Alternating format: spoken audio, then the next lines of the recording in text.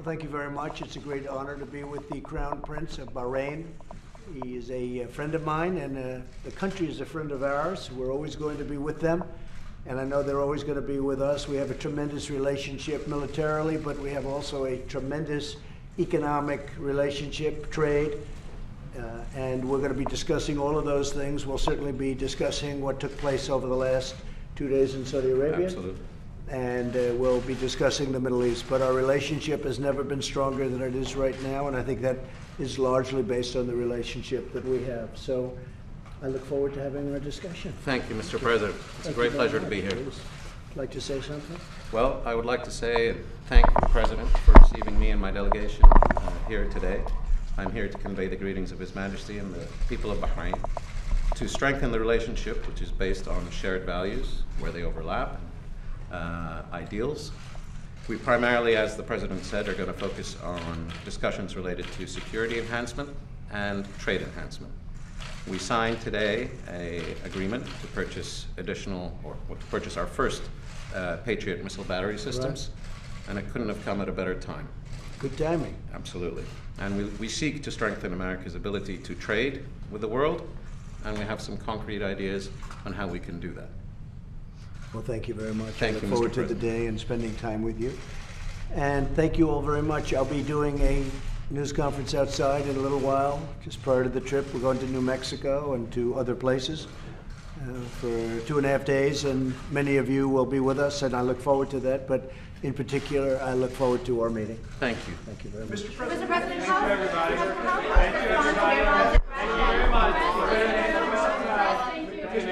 President, have you seen evidence, proof that Iran was behind the attack? Well, it's looking that way. We'll have some pretty good, we're having some very strong studies done, but it's certainly looking that way at this moment, and we'll let you know. As soon as we find out definitively, we'll let you know, but it does look that way. Mr. President, do you want war with Iran? Do I want war? I don't want war with anybody. I'm somebody that would like not to have war. We have the strongest military in the world. We've spent more than $1.5 trillion in the last short period of time on our military. Nobody's even come close. We have the best equipment in the world. We have the best missiles, and as you say, you just bought the Patriot system. There's nothing even close. No, I don't want war with anybody, but we're prepared more than anybody. 2.5 years ago, I will tell you, it was not the same thing. And with what we've done, we've totally rebuilt our military in so many different ways, but we've rebuilt it, and there's nobody that has the F-35. We have the best fighter jets, the best rockets, the best missiles, the best equipment. But with all of that being said, we'd certainly like to avoid it. What are the options, Mr. President? What are the options if not a military? Well, we have a lot of options, but I'm not looking at options right now. We want to find definitively who did this. We're dealing with Saudi Arabia. We're dealing with the Crown Prince and so many other of your neighbors. And we're all talking about it together. We'll see what happens. And is it the responsibility of Saudi Arabia to... in New York, as it was speculated that you might... Say it. Will you still meet with President Rouhani in Iran? Well, I have no meeting scheduled. I know they want to meet. I know they're not doing well as a country. Iran has got a lot of problems right now that 2.5 years ago, and even a little bit more than that when I came in. It's hard to believe. It's almost 3 years. But 2.5 to 3 years ago, they were causing a lot of trouble, and we'll see what happens. But we'll let you know definitively. As you know, there are ways to see definitively where they came from, and we have all of those ways, and that's being checked out right now. Are you still willing to meet with the Iranians without preconditions? Well, you know, there were always conditions, because the conditions, if you look at it, the sanctions are not going to be taken off. So if the sanctions, that's a condition. So, you know, that's why the press misreported it. The biggest thing you can talk about are the sanctions, and the sanctions are massive. There's never been sanctions put on a country like that, and I think they have a tremendous future, but not the way they're behaving. We'll see what happens in terms of this attack. Secretary Pompeo and others will be going over to Saudi Arabia at some point to discuss what they feel. They're going to make a statement fairly soon. But they also know something that most people don't know as to where it came from, who did it, and we'll be able to find that out, figure that out very quickly. We pretty much already know. Mr. President, you said you're prepared for a war? Say it? You said the United States is prepared for a war? The United States is more prepared than any country in the history in any history, if we have to go that way. As to whether or not we go that way, we'll see. We'll have to find out definitively who did it. We have to speak to Saudi Arabia. They have to have a lot in the game also, and you know they're willing to do that. I think everybody knows they're willing to do that. So we'll be meeting with Saudi Arabia. We'll be talking to Saudi Arabia. We'll be talking to UAE and many of the neighbors out there that we're very close friends with. We're also talking to Europe, a lot of the countries that we're dealing with, whether it's France, Germany, etc. Talking to a lot of different folks, and we're figuring out what they think. But I will tell you, that was a very large attack, and it could be met with an attack many, many times larger very easily by our country. But we're going to find out who definitively did it Can we first. clarify, Mr. President? So you said that you think that Iran is responsible for the attack. Do you think that I the didn't attack- say that. Why do you say said- that? I you said that you we think it we might- know who it was, but I didn't say anybody. And But then you said it certainly might it be- would look to most like it was Iran, but I did not say it the way you said. Go ahead. Do you think it was launched from Iran as the second question? You're going to find out in great detail in the very near future. We have the exact locations of just about everything. You're going to find out at the right time, but it's too early to tell you that now. Do you want to release your oil reserves to help cushion the oil prices that are rising now? Well, they haven't risen very much, and we have these strategic oil reserves, which are massive, and we can release a little bit of that. And other countries, including Bahrain, but other countries can be a little bit more generous with the oil, and you'd bring it right down. So, no, that's not a problem. It went up $5, and that is not a problem. Mr. President, And you have to remember, we're now the largest producer of oil and gas in the world. So a lot of people in the old days, and this happened over the last very short period of time, we're number one in the world by far. Yes, you are. By far. So I never want to be benefited that way. But the fact is, there are those that say we benefit. I don't view that as a benefit, but we are certainly, we take in more money than anybody else from energy, not even close. Mr. President, do you still think it's the responsibility of the Saudis to defend themselves? Oh, I think it is certainly the responsibility of them to do a big deal of their defense, certainly. I also think it's the responsibility of the Saudis to, if somebody like us, which are the ones, are going to help them, I know that monetarily will be very much involved in paying for that. This is something that's much different than other presidents would mention, John, but the fact is that the Saudis are going to have a lot of involvement in this if we decide to do something. They'll be very much involved, and that includes payment, and they understand that fully. But they're going to be, look, they're very upset, they're very angry. They know pretty much what we know. They know pretty much where they came from, and we're looking for the final checkpoints, and I think you won't be surprised to see who did it. Mr. President, will you discuss the Israeli-Palestinian peace plan with the Crown Prince since Bahrain? We'll be discussing it, yeah, we'll be discussing Will it. you release it soon before or after the Israeli election? Well, we're going to see what, I mean, it's the election's on Tuesday, so like tomorrow. So you have an election tomorrow, so I would think it would be afterwards, okay? But you do have an election, big election tomorrow in Israel, and that'll be a very interesting outcome. It's going to be close. It's going to be a close election. But I mean, The chairman can't invite you to North Korea. I don't want to comment on that. The relationship is very good, but I don't want to comment on Would you that. be willing to go? I just don't think it's appropriate for me to comment. Would you be willing to go to North Korea? Probably not. I don't think it's ready. I don't think we're ready for that. I would do it sometime, at a later future. And depending on what happens, I'm sure he'll love coming to the United States also. But no, I don't think it's ready for that. I think we have a ways to go yet. Do you stand with the auto workers in the strike against GM? Well, I have great relationship with the auto workers. I got tremendous numbers of votes from the auto workers. I don't want General Motors to be building plants outside of this country. As you know, they built many plants in China and Mexico, and I don't like that at all. My relationship has been very powerful with the auto workers, not necessarily the top person or two, but the people that work doing automobiles. Nobody's ever brought more companies into the United States. You know, I have Japan and Germany and many countries have been bringing car companies in and opening plants and expanding plants, and big things are happening in Ohio, including with Lordstown. Very positive things are happening. We have many plants that are either being renovated or expanded or built new right now in the United States. Many more than we've had for decades and decades. So nobody's been better to the auto workers than me. I'd like to see it work out, but I don't want General Motors building plants in China and Mexico. This was before my watch, and I don't think they'll be doing that. I don't think. I had meetings with Mary Barra, the head of GM, and I don't want them leaving our country. I don't want them building in China. I don't want to build them in other countries. I don't want these big, massive auto plants built in other countries. And I don't think they'll be doing that anymore. You know, General Motors makes most of its money in the United States. And it's too bad they spent billions and billions of dollars outside of the United States before I got here. One of the things very important in the USMCA, which we have to have approved for not only for the unions, for the auto workers, but for the farmers and for the manufacturers, for everybody. Everybody wants USMCA. It's very important, even more so now than it was 2 weeks ago. But people really want it. I'm sad to see the strike. Hopefully it's going to be a quick one. Mr. Mr. President, has diplomacy been exhausted when it comes to issues of Iran? Diplomacy hasn't been exhausted.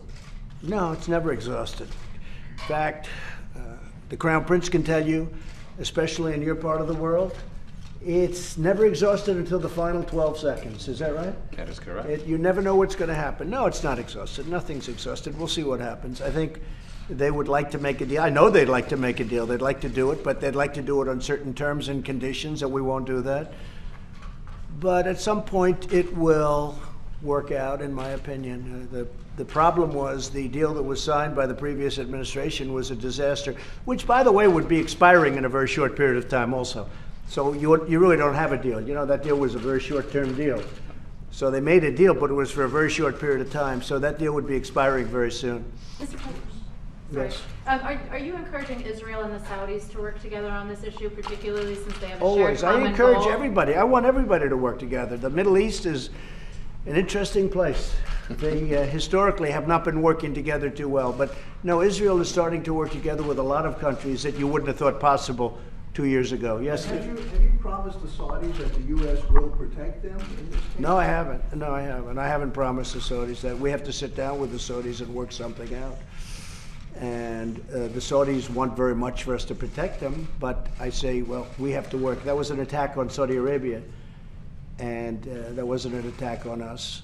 But we would certainly help them. They've been a great ally. They spend $400 billion in our country over the last number of years. $400 billion. That's 1.5 million jobs. And they're not ones that, unlike some countries where they want terms. They want terms and conditions. They want to say, can we borrow the money at 0% for the next 400 years? No. No, Saudi Arabia pays cash. They've helped us out from the standpoint of jobs and all of the other things. And they've actually helped us. I would call and I would say, listen, our oil prices, our gasoline's too high. You got to let more go. You know that. I would call the Crown Prince and I'd say, you got to help us out. You got to get some more. And all of a sudden the oil starts flowing and the gasoline prices are down. No other president can do that. No other president was able to do that, or maybe they didn't try. But I've done it. So now they're under attack, and we will work something out with them. But they also know that, you know, I'm not looking to get into new conflict, but sometimes you have to. Mr. President, what's your message to Iran right now? Excuse me? What's your message to Iran right now? I think I'll have a stronger message, or maybe no message at all, when we get the final results of what we're looking at. But right now, it's too soon to say. There's plenty of time. You know, there's no rush. We're going to be here a long time. There's no rush. But I'll have a message, whether it's a strong message or maybe no message at all, depending on the final results. How can you argue about the risk of an all-out war in the Middle East? I'm not concerned at all. You don't think that we're a step closer to that? No, I'm not. Personally, I'm not concerned at all. We have military power, the likes of which the world has never seen. I'm not concerned at all. I'd like to avoid it. You know, when I came here 3 years ago almost, General Mattis told me, sir, we're very low on ammunition. I said, that's a horrible thing to say. I'm not blaming him, I'm not blaming anybody, but that's what he told me. Because we were at a position where with a certain country, I won't say which one, we may have had conflict. And he said to me, sir, if you could delay it, because we're very low on ammunition. And I said, you know what, General, I never want to hear that again from another general. No president should ever, ever hear that statement. We're low on ammunition. And we now have more ammunition, more missiles, more rockets, more tanks, we have more of everything than we've ever had before, more jet fighters. When I came here, 50% of our jet fighters didn't fly, you know that. And they were in bad shape, and now we have the best fighters in the world. Everybody wants to buy them. Are you buying our jet fighters? We are, sir. Which one? We have 16. That's great. Signed it here. You have good taste. Thank you. That's a great one. So we are very high on ammunition now. That's a story I've never told before. Breaking news. But we were very low. I could even say it stronger. I don't want to say no ammunition, but that gets a lot closer. I said, I never want to hear that again, and I never want another president of the United States to hear that again. Could you imagine as president when they say we're very low on ammunition? By the way, stronger than that, but I'm not going to go there. That was what I was told. And I said, I never want to be in a position like that again. And he said, could you delay, if we do something, sir, could you delay it as we fill up? And that is what I inherited from the past administration, and in all fairness to President Obama, to administrations before President Obama. That's what I got stuck with. And we fixed it, and we fixed it good. The Crown Prince understands $700 billion, the next year $718 billion, and the next year, which is right now, we just got approved, $738 billion. And that's a lot of money even for Bahrain, right? It's a lot of money, That's a sir. lot even for Bahrain, and Bahrain has a lot of money. So Okay. you've got the President, what- Israeli election coming up tomorrow. How does that affect the timing of your Middle East peace plan? Well, we're going to have to see what happens, Steve. I just don't know. I can't tell you what's going to happen. I can make a prediction. I sort of have a feeling, but we're going to have to see what happens. It's a big election. That's one we're all going to be watching. You think Netanyahu will pull it out? Well, certainly he has a good chance, but it's a very, it's a 50-50 election. A lot of people, if you look at the polls and everything else, is going to be very close. So we'll see what happens. Polls are often wrong. Netanyahu called for annexing all settlements in the West Bank. Is that something your government would do? Yeah, I don't want to talk about that, but certainly it's something we're told about that they'd like to do. But no, I don't want to be talking about that. It's too Mr. soon. President, can you just kind of elaborate a little bit on why the decision was taken yesterday to release the strategic reserves? Why did you decide right away to Well, do just that? in case we ran a little bit low on oil, we have so much with the strategic reserves. Plus, being the #1 producer, we can fill them up very quickly, very, very quickly. And one of the things I'm doing also is I'm approving the pipelines in Texas. We have a tremendous pipeline system that's being held up by various agencies for very good reason, for going through the normal process. And we're going to have to avoid the normal process, because if we do that, Texas is a massive distributor, massive producer of oil, far bigger than anybody would have even thought 5 years ago. So what I'm going to do is expedite the pipeline approvals. That will get us another 25% energy, additional energy. I know this is exactly the opposite of the Democrats. They want to have wind, solar, and I guess make-believe would be the third alternative, right? No, this is something we have to do. We have the greatest wealth in the world, and we want to be able to capitalize on it, especially when it comes to safety. Okay? Thank you all very much. Just one more second. You talked about an urban agenda when you ran for president the first time. You went to Baltimore last week. Yeah. What are your plans for Baltimore, cities like Baltimore? Instead of pointing fingers, what are you trying to do to help the city rise up from the rodent-infested place that you see? Well, I think what I've done for the inner cities is more than any president has done for a long time. We've created opportunity zones. In fact, I did that with Tim Scott, who you know very well, who's, I think, a tremendous guy. It was his initiative, and he came to see me. They're having a tremendously positive impact on the inner cities, including Baltimore, including a lot of other cities that you wouldn't necessarily think. Oakland, California, is an example. We're having tremendous success in the inner cities because of the opportunity zones. criminal justice reform. I was the one that got it. Nobody else. I mean, we had people that helped, but a group of extremely liberal Democrats came to the office and they said, we cannot get it. President Obama was unable to get it, as you know. President Bush, they were all unable to get it, and I got it. And I got it with some very conservative senators and people that wanted it to happen, and nobody else could have done it. And it's sort of interesting because they don't like mentioning my name, although I guess now people are understanding. But we got it done. We formed a coalition with some very conservative people, as you know, and some people that are very far left. And we did a thing called criminal justice reform, something that nobody thought. The Crown Prince has seen this. Nobody thought this could possibly happen. And I'm very proud of criminal justice reform. So we did that. We did the opportunity zones and a lot of other things. Our job numbers for African Americans are the best in history. You saw the new ones came out. They're even better than they were 2 months ago. Hispanic, the best in history. Asian, the best in history. Overall, they're phenomenal, the best in 51 years, and I think we'll soon be historic on that one too. The economy's doing great, and that's the best thing I can do. Did you look at Baltimore when you flew over? Did you see? No, when I drove through, I looked at it. We flew over, but we also know you have some sections that need a lot of help. And you know, what people don't know, I had a great meeting with Elijah Cummings in this office very early in my tenure, and it was a meeting on drug prices. And I saw him get emotional talking about drug prices, seriously emotional, and I was really impressed. He cared about it. And I would certainly be willing to meet with Elijah and other people if they'd like, but I saw the emotion and the feeling that he had for reducing drug prices. And we've worked hard, and we've actually had the first year in 51 years where prices went down, but we can get them down much further if we can get the help from Congress. So I think we're going to do much lower drug prices over the next year, and I think that if Elijah Cummings would want help, I am here. But I did see him at a moment that was actually, I thought, a very beautiful moment. I've talked about it often because I see the political rhetoric every once in a while, and I said, that's not the same guy I had in my office. That was a very caring man that wanted to see drug prices lower, and he wanted that for the community, for his community. So I look forward to working with Elijah, but I look forward to working with a lot of people. But I think opportunity zones have been tremendous for the inner cities, and criminal justice reform is something we're very proud of. Thank you all very much. Thank you. Thank you very much. Thank you, Mr. President.